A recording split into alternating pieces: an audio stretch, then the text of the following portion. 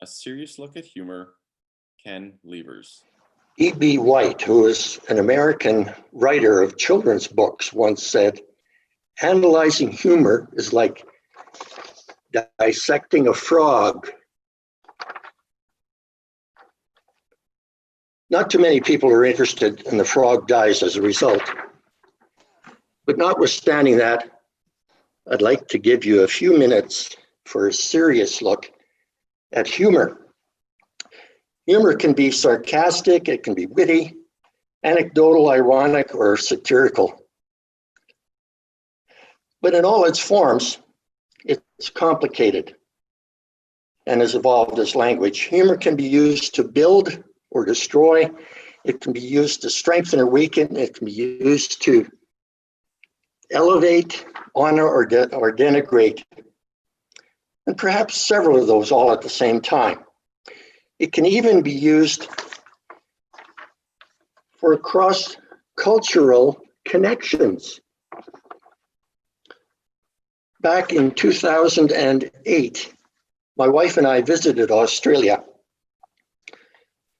Among many things that we learned was one factor, and that was that in Oz, poking gentle fun at the stereotypic American generated a lot of laughter, and it strengthened connections with your group. At its core, humor is the ability to detect and create incongruities. One day at work, a colleague said to my wife, "Why do so many funny things happen to you?" And Barb hit the nail on the head when she said, "No more than in anybody else's life, it's just that we see it." For example, she got on the elevator one day going to work, and lo and behold, there was a lady standing on the elevator wearing a dress identical to the one Barb was wearing. As she exited the elevator, Barb turned to her and said, "I really like your taste."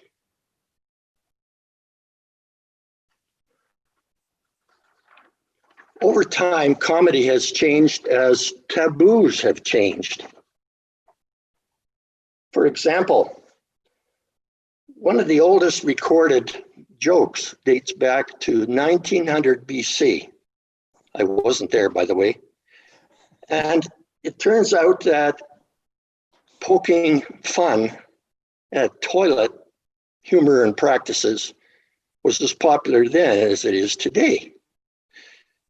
The difference being, of course, not that it's taboo, it is still taboo, but it's morphed a little bit over time. Think of today's TV sitcoms, or mockumentaries, as some of them called. I suspect that by the year 2050, some historian is going to look back at those and say, "What was so funny? I don't get it." Because humor morphs, humor changes. There are also gender differences when it comes to humor. Men and women approach humor from different angles. And laughter and humor is important, all the way from flirtation through long-term commitment. In 2006, Rod Martin of Western University, together with two of his research colleagues, found that although both sexes say they want a sense of humor in the other person, women look at it as, "I want someone who makes me laugh." Men say, "I want someone who laughs at my jokes." Of course, the big outstanding question is, how many psychologists does it take to explain a joke? The number is huge, and it's rising because scientists are still struggling to explain exactly what makes people laugh. Perhaps the oldest theory of humor dates back to Plato and the early Greek philosophers.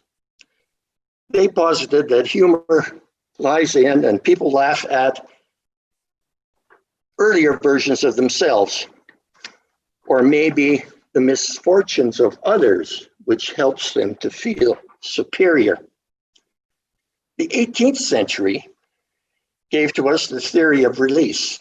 Sigmund Freud held that laughter allows people to vent, to let off and release nervous energy, which explains why tabooed subjects like scatology and sex can amuse us.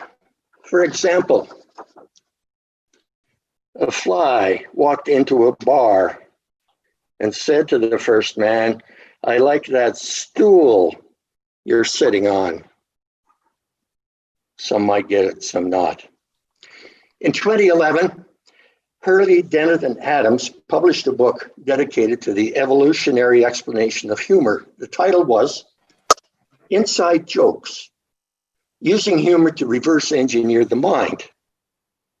And Hurley said, humor is related to some kind of mistake or discrepancy. Now, people don't enjoy the mistake or the discrepancy. What they enjoy is the emotional reward for discovering those discrepancies. For example, I sat there one late afternoon wondering where the sun went at night. And all of a sudden, it dawned on me. Laughter is a strong public sign of the ability to recognize those discrepancies. But I'll have you know, and you've probably noticed this yourself, that in the Zoom environment, it's very, very difficult to tell a joke because it takes you off laugh support.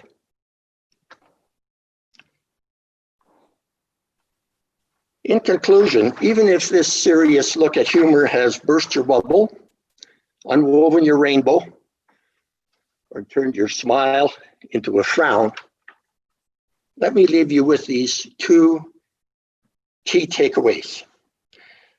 Number one, if you just take common sense dancing, you're going to see the humor in everyday situations.